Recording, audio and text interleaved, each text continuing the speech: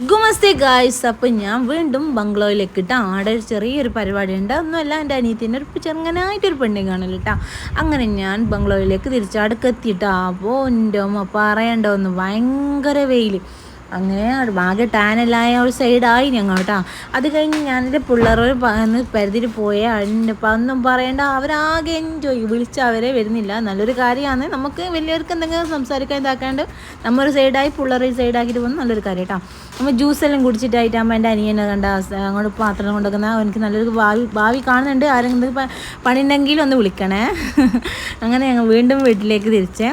വീട്ടിലെത്തിയിട്ടാകുമ്പോൾ കണ്ട ഉറങ്ങുന്ന പൊടിപ്പണിനോട് കാണിക്കുന്ന ക്രൂരതയാണ് ആ കാണുന്നത് ഗായ്സ്. അങ്ങനെ അത് കഴിഞ്ഞ് ഞങ്ങൾ വീണ്ടും ഈവനിങ് ആയിട്ടാകുമ്പോൾ ഞങ്ങൾ കടപ്പുറത്തേക്കൊന്ന് നീങ്ങി കേട്ടോ. കടപ്പുറത്തേക്ക് പോയിട്ടൊന്ന് ചെറുങ്ങനായിട്ട് എൻജോയ് ആക്കാമെന്ന് വിചാരിച്ചു. അങ്ങനെ ഞങ്ങൾ കടപ്പുറത്തേക്ക് എത്തി. നല്ല പങ്കണ്ട കേട്ടോ. എന്താണെങ്കിൽ ഞാൻ ഒരു അധികം വെയിലൊന്നും ഇല്ലാത്തൊരു നല്ലൊരു സമയം കേട്ടോ നമ്മൾ പോയത്. അങ്ങനെ പിന്നെ കടപ്പുറത്തിയാൽ അറിയാമല്ലോ, പേരും മുതൽ എഴുതി കളിക്കാനാണല്ലോ മിക്ക ആൾക്കാരും പണി. അങ്ങനെ എൻ്റെ അനിയനെയും എൻ്റെ ഹസ്ബൻഡേയും ഫസ്റ്റ് ലെറ്റർ എഴുതി കളിക്കുന്നത് കേട്ടോ. പിന്നെ എൻ്റെ അനിയനെയും എൻ്റെ പൊടിപ്പണ്ണായിട്ട് കളിപ്പിക്കുന്നത്. പിന്നെ ഞാൻ കുറച്ച് കടപ്പുറത്തിൻ്റെ ഭംഗിയെല്ലാം ഓരോ ചെറുങ്ങനെ വീഡിയോ എടുത്തിട്ട് അത് കഴിഞ്ഞ് ഞങ്ങൾ ചായ കുടിക്കാൻ വേണ്ടിയിട്ട് പോയി. അപ്പോൾ ചായ പറയാതെ തന്നെ എൻ്റെ കയ്യിലേക്ക് എത്തിയിട്ടാണ്. എന്തോ എനിക്കാര് വിരിച്ച ചായ ആയിരുന്നു കേട്ടോ അത്.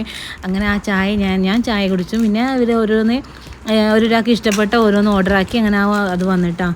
അപ്പോൾ ഒരാൾ പിന്നെ ജ്യൂസും അങ്ങനെ മിൽക്ക് അങ്ങനെ ഓരോന്ന് പറഞ്ഞതാക്കിയിട്ടാണ്. ഒരാൾ എല്ലാവരും ഭയങ്കര ടയേർഡായി, കാരണം കടപ്പുറത്ത് അങ്ങനെ നമ്മൾ കളിച്ചു കേട്ടോ. അങ്ങനെ അതെല്ലാം കഴിഞ്ഞ് ഞങ്ങൾ അതെല്ലാം കുടിച്ച് കഴിഞ്ഞ് ഞങ്ങൾ വീണ്ടും കടപ്പുറത്തേക്ക് വീണ്ടും പോയിട്ടാണ്.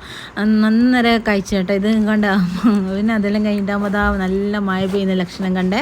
അങ്ങനെ ഓരോരോ വീട്. പിന്നെ അതിൻ്റെ ഇടയിൽ നമ്മൾ ബംഗാളികളോടെല്ലാം ഓരോരു പിന്നെ സബ്സ്ക്രൈബ് ചെയ്യുമെന്നെല്ലാം പറഞ്ഞ് ഓരോരാൾ റിക്വസ്റ്റ് ചെയ്തുകൊണ്ട് ആയിക്കൊണ്ടെല്ലാം വന്നിട്ടാണ്. അതെല്ലാം കഴിഞ്ഞ് ഞങ്ങൾ ഓരോ വീഡിയോയിലെടുത്ത് എടുത്ത് നല്ല മഴ പെയ്യുന്നുണ്ട് അതിനെ. അങ്ങനെ ഞങ്ങൾ വർക്കേക്ക് തിരിച്ചിട്ടാണ്. അപ്പോൾ ഇത്രയേ ഉള്ളൂ ഇന്നത്തെ വീഡിയോ. നാളെ കാണാം. സബ്സ്ക്രൈബ് ചെയ്യാൻ മറക്കല്ലേ.